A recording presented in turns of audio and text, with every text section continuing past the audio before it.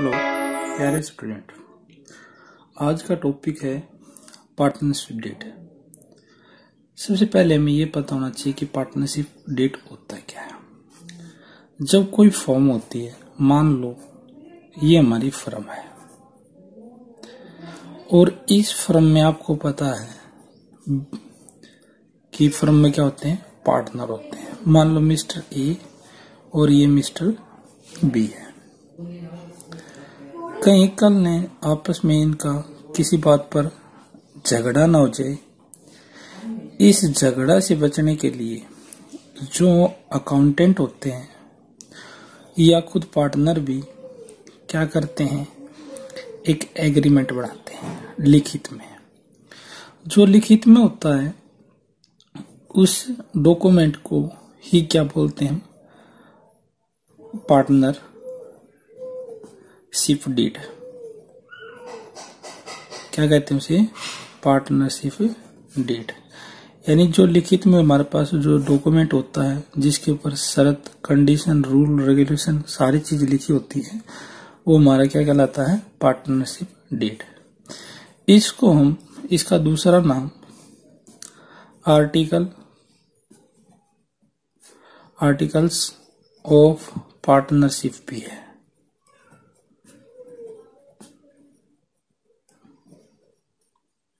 Articles of partnership. अब हमें इसका मीनिंग लिख देता हूं मैं। पार्टनरशिप डीड का मीनिंग है, ए, मेरे साथ साथ लिखो बेटा, document which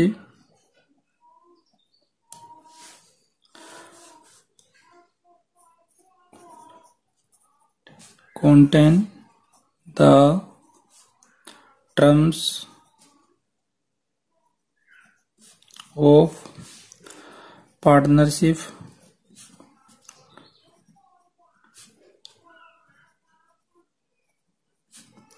as agreed by the partners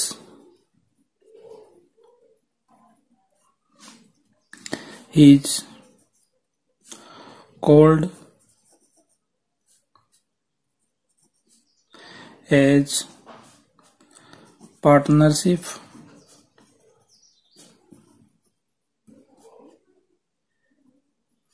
deed। ये होगी इसकी मीनिंग। अब हम बात करते हैं, जब एक अकाउंटेंट पार्टनरशिप डीड बनवाता है तो वो निम्नलिखित पॉइंटों पे बात करता है। अब उन पॉइंटों की बात करते हैं कि एक अकाउंटेंट जब भी पार्टनरशिप डीड बनाएगा तो किस किस टॉपिक पे बात करता है, कौन कौन से पॉइंटों पे वो बात करता है। चल मेन पॉइंट में बता देता हूँ आपको। पहला point, name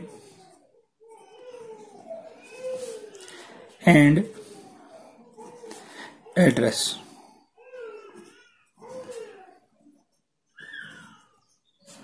address of the firm, यानी जो हमारी फर्म है उसका नाम क्या है और ये फर्म किस जगह पर स्थापित है, की गई है, उसके बारे में बताता है। अब second point, name and address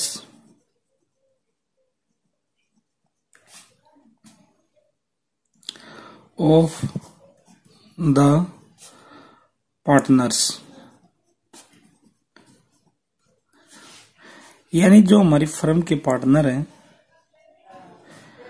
इनके नाम क्या क्या हैं और ये कहां पर रहते हैं, इनका एड्रेस कहाँ है, वो सारी चीजें। अब पॉइंट नंबर 3 की बात करते हैं, nature of the business the firm proposal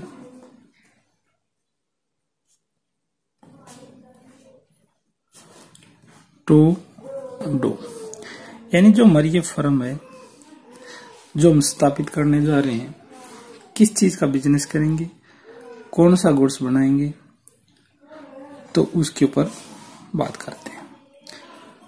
जो नंबर पॉइंट 4 है वो कहता है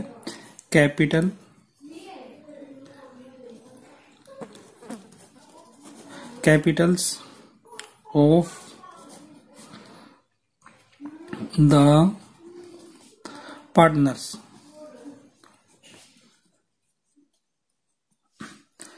यानी प्रत्येक कोई भी पार्टनर है, मान लो ये हमारे जो पार्टनर है, ये फर्म में कितनी कितनी कैपिटल लगाएंगे,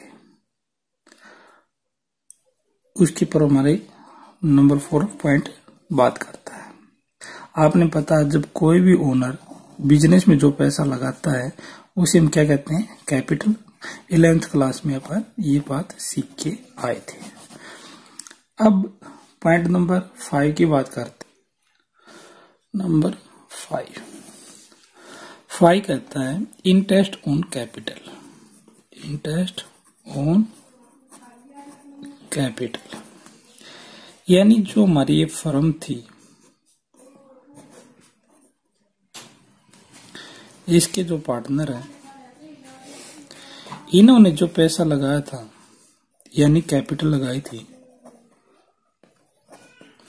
इसके बदले में जो इन्होंने पैसा इस फर्म में लगाया था, उससे इस फर्म से ये कितना इंटरेस्ट चार्ज करेंगे या नहीं करेंगे, उसके बारे में भी अकाउंटेंट पहले ही पूछ लेता है कि इंटरेस्ट लोगे तो कितना लोगे। उसके इस पॉइंट में हमारे पास क्या बताता है, इंटरेस्ट ऑन कैपिटल। ये कोई फिक्स नहीं होती, ओनली फर्म पे डिपेंड होती है कि पार्टनर कितना लें, इसलिए ये पहले से डिसाइड किया जाता है। Point number 6 drawing. ड्राइंग का मतलब क्या होता है, आपने देखा होगा जब कोई पार्टनर अपनी फर्म से अपने पर्सनल यूज के लिए कोई पैसा निकलवाता है, उसे ड्राइंग कहते हैं।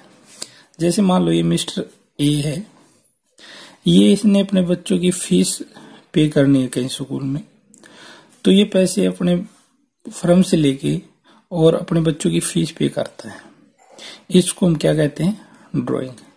जो अपने पर्सनल यूज के पर्पज से कोई भी चीज यूज करता हो। अब पॉइंट नंबर 7। पॉइंट नंबर 7 कहता है interest on drawing. Interest on drawing का मतलब क्या होता है, जो मिस्टर ए ने जो पैसे निकाले हैं, तो इस पर कितना % ब्याज चार्ज करना है, फर्म कितना % इसको ब्याज लेगी, तो उसके बारे में कितना इंटरेस्ट लेगी, उसके बारे में क्या बताता है पॉइंट नंबर 7। और किस रेट से चार्ज करेगी। अब पॉइंट नंबर 8 की बात कर लेते हैं, प्रॉफिट शेयरिंग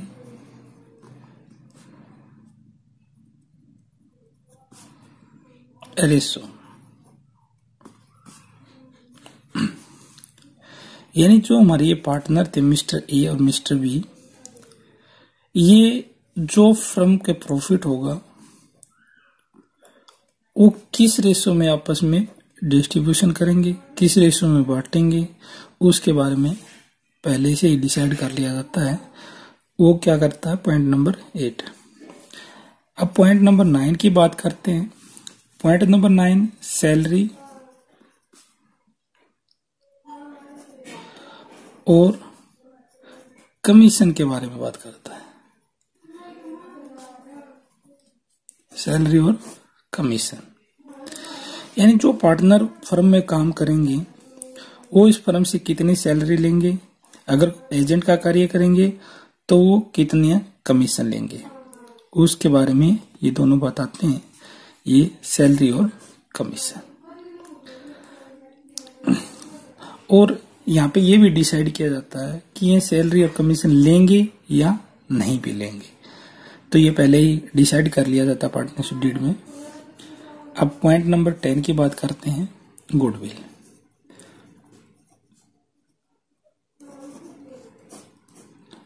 अब गुडविल होती क्या है, यहाँ पे गुडविल का क्या महत्व है।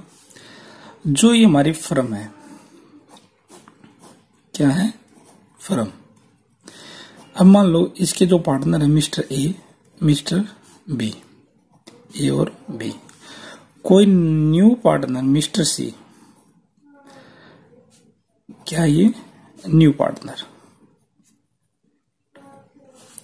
अगर हमारी फर्म में आना चाहता है, इनके साथ पार्टनरशिप में शामिल होना चाहता है, तो उस वक्त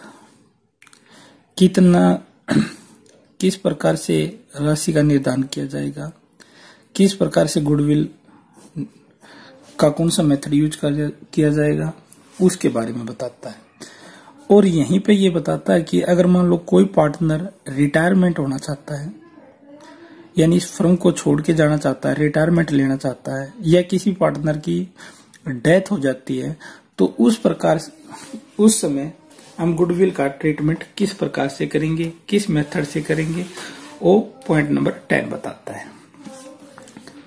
पॉइंट नंबर 11 की बात करते हैं, accounting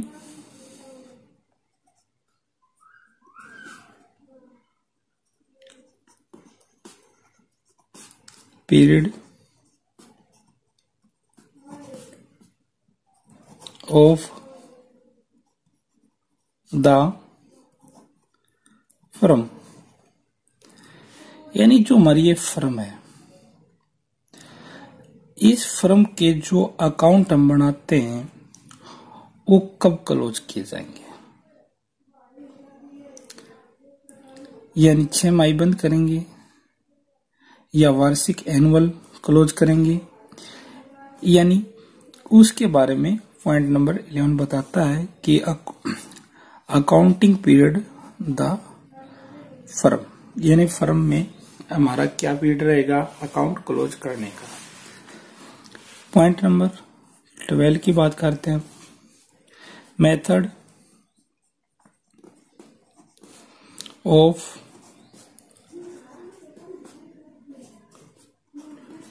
recording of firms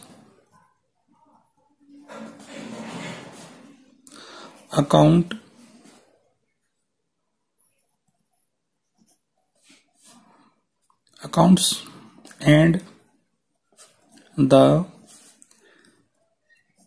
safe custody of the books of accounts and other documents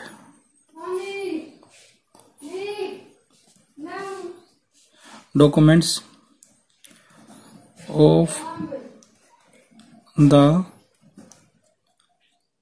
firm. ये बताता है कि फर्म का जो हम हिसाब किताब करते हैं उसके लिखने का तरीका क्या रहेगा, मेथड क्या रहेगा, कौन कौन सी पुस्तक हमें रखनी है, कौन कौन से डॉक्यूमेंट रखने हैं, उसके बारे में ये सारा का सारे पॉइंट बताता है। अब point number 13, auditing.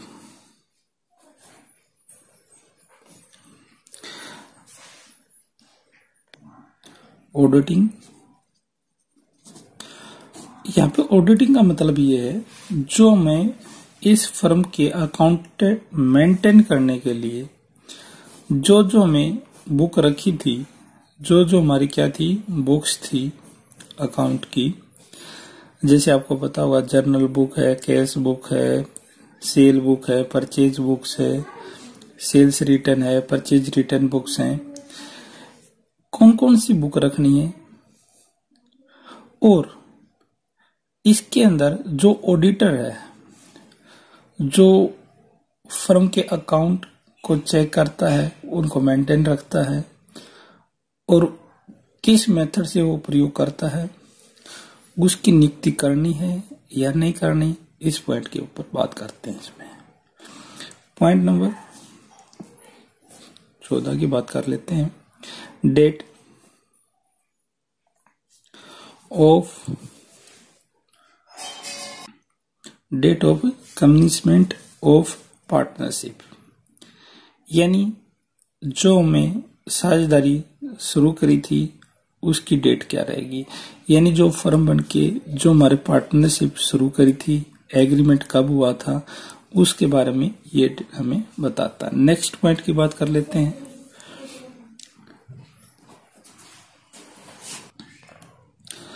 Next point बताता है direction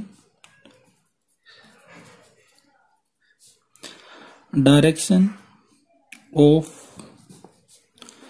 partnership.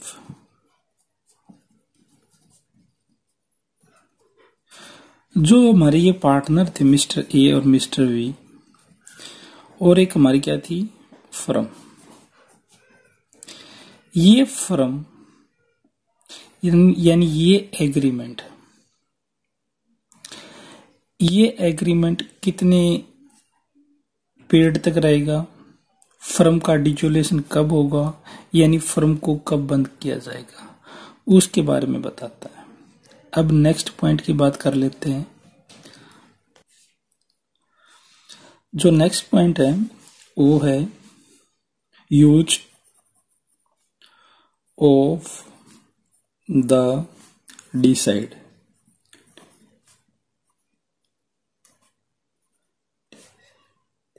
Decision of Garner versus Moore. ये एक इंग्लैंड की कंपनी थी, उसमें 3 पार्टनर था, एक तो गार्नर, एक मोरे और एक विलिकेंस। विलिकेंस दिवालिया हो जाता है, यानी बिल्कुल कंगला हो जाता है, और गार्नर और मोरे की बहस होती है। ये केस है, इसकी हम आगे बात करेंगे कंप्लीट बाद में। आगे आप मेरे साथ जुड़े रहना, तब मैं इसकी पूरी की पूरी एक वीडियो बनाऊंगा गार्नर भी पूरे की, और कंप्लीट टॉपिक को पढ़ेंगे। अब नेक्स्ट पॉइंट की बात करते हैं, bank account.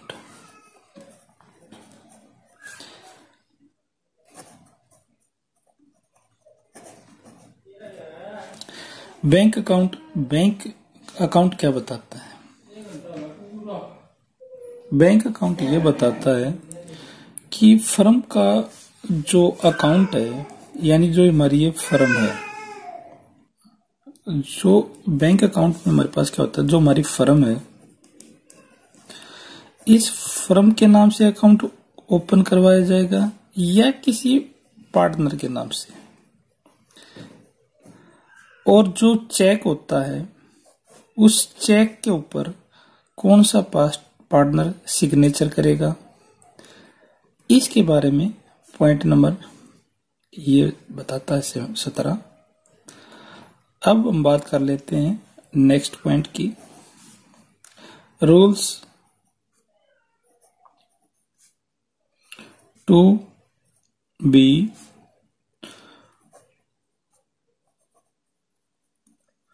followed in case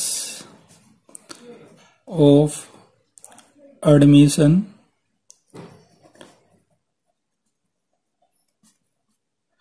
of a partner। यानी कोई भी साझेदार अगर फर्म में प्रवेश करेगा, यानी ये हमारी क्या थी फर्म, तो ये जो न्यू पार्टनर आएगा हमारी इस फर्म में, उस टाइम पे कौन कौन से रूल रहेंगे, कौन कौन से कंडीशन होंगी, उसके बारे में बताता है। अब पॉइंट नंबर नेक्स्ट की बात कर लेते हैं।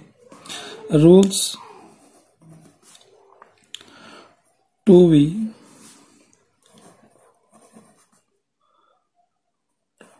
followed will setting the accounts लिखना, accounts on retirement।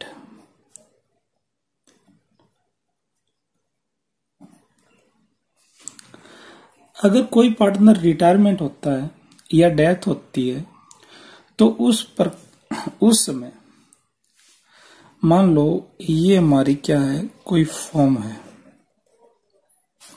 ये इसके पार्टनर थे mister A, mister B, mister C, A B C. अगर सी रिटायरमेंट लेता है तो जो इसका शेयर आएगा, हिस्सा आएगा या पार्ट आएगा इस फर्म का में से जो इसको मिलेगा, उसकी पेमेंट किस प्रकार से करनी है और उस हिस्से की लिए हमें कौन कौन से मेथड्स का यूज करना पड़ेगा, किस प्रकार से उसकी गणना करेंगे, तो ये हमारा पॉइंट बताता है। अब नेक्स्ट पॉइंट की बात कर लेते हैं। पॉइंट नंबर 20, लास्ट पॉइंट हमारा ये सेटलमेंट।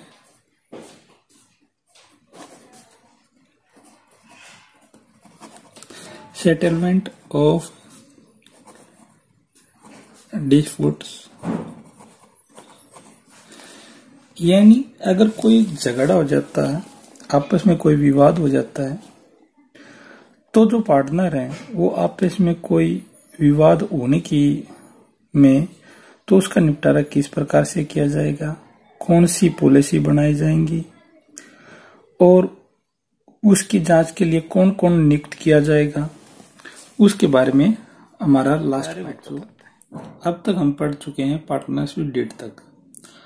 अब हम आगे बात जो करेंगे वो करते हैं, अगर कोई फर्म पार्टनरशिप डीड का प्रयोग नहीं करती, न ओवरऑल रूप से कोई समझौता या रूल रेगुलेशन या कोई कंडीशन रूल नहीं डिसाइड करती, तो उस वक्त पर जो हमारी पार्टनरशिप डीड है उसके अभाव में हम क्या रूल रहेंगे, क्या कंडीशन रहेंगी इंडियन पार्टनरशिप एक्ट 1932 के अंदर, उसकी हम बात करते हैं। तो पहले हम पॉइंट लिखते हैं। Rules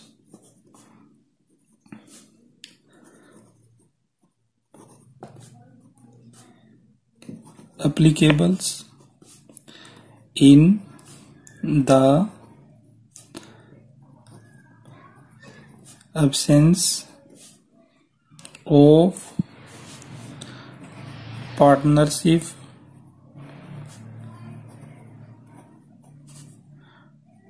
deed। जो इसके अंदर अप्लाई होते हैं पार्टनरशिप एक्ट 1932 के अंतर्गत सेक्शन नंबर 12 to 16 तक, यानी 12 से 17 तक। लेकिन आज हम जो बात करेंगे, जो महत्वपूर्ण बहुत बार पेपर में भी आता है, सेक्शन नंबर 13।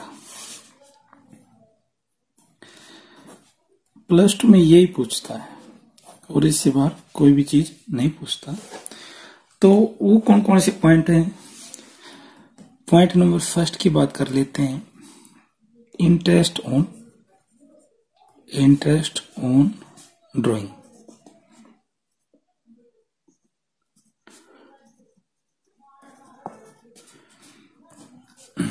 Section number 13।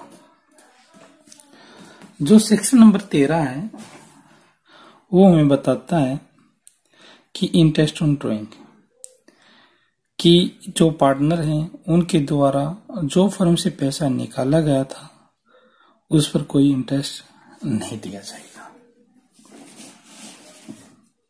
अब नेक्स्ट पॉइंट की बात कर लेते हैं। समझ में नहीं आया तो मैं दोबारा बता देता हूं बेटा। मान लो ये हमारी कोई फर्म है, ये मिस्टर ए है, ये मिस्टर बी है। अगर ये कोई पार्टनर, ये मान लो मिस्टर ए है, अपने पर्सनल यूज के लिए कोई फर्म से पैसा निकालता है तो उसको हम क्या बोलते हैं? ड्रॉइंग। मैंने आपको बताया था पार्टनरशिप में ड्रॉइंग पर इंटरेस्ट फर्म लेती है, इस पार्टनर को उसकी पेमेंट करनी होती है। तो अगर मान लो हम पार्टनरशिप डीड का प्रयोग नहीं करते तो फिर जो इसने पैसा निकलवाया है यानी ये उस पर इंटरेस्ट नहीं देना पड़ेगा, जिसका पॉइंट का नाम था हमारे पास इंटरेस्ट ऑन ड्रॉइंग, यानी पूंजी पर ब्याज, यानी ड्रॉइंग पर ब्याज नहीं देना होगा। अब नेक्स्ट पॉइंट की बात कर लेते हैं, सैलरी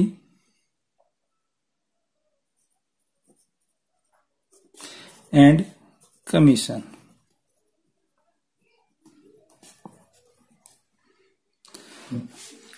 टू ए पार्टनर।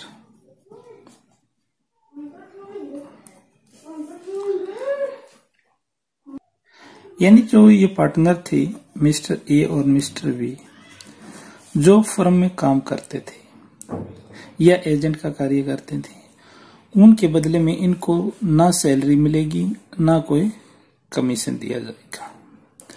अब नेक्स्ट की बात कर लेते हैं। ये बात है सेक्शन नंबर 13 क्लोज ए। अब बात करते हैं नेक्स्ट की, profit and loss sharing ratio. Section number 13 B clause B.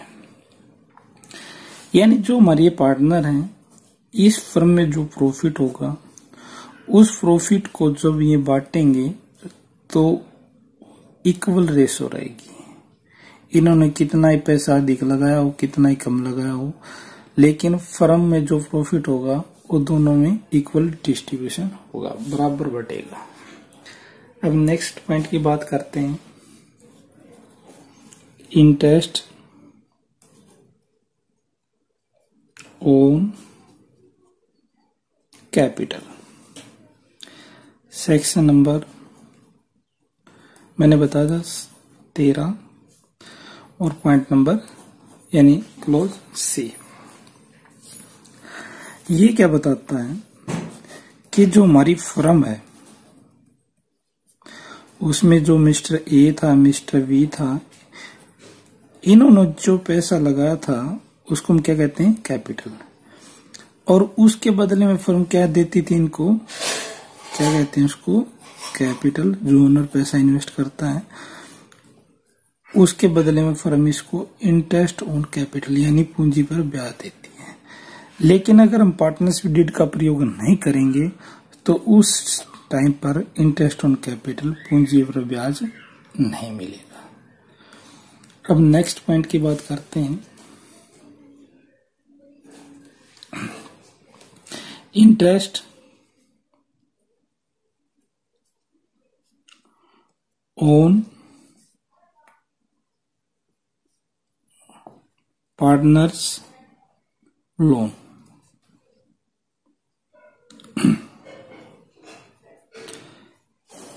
Section number 13 D. Sir क्या ये याद रखने पड़ेंगे? नहीं बेटा, कोई याद रखने की कोई आवश्यकता नहीं होती। ये पॉइंट क्या कहता है, मान लो कोई भी पार्टनर, मान लो ये मिस्टर ए है, अगर इसने फर्म को लोन दिया है, क्या दिया है? लोन। तो मैंने आपको बताया था उस सिचुएशन में पार्टनर को थर्ड पर्सन मान लिया जाता है, यानी थर्ड पार्टी मानते हैं। क्या मानते हैं उस सिचुएशन में?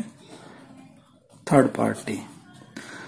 और थर्ड पार्टी होने के कारण चाहे पार्टनरशिप डीड बनाई हो या नहीं, चाहे फर्म का लॉस हो चाहे प्रॉफिट, उस सिचुएशन में इसको उस पूंजी पर लोन पर इंटरेस्ट मिलेगा 6% की रेट से। यानी इंटरेस्ट रेट क्या रहेगी बेटा? 6%।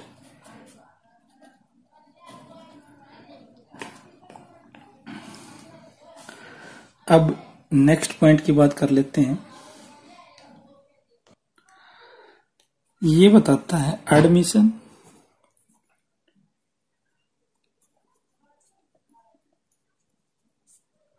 Of a new partner.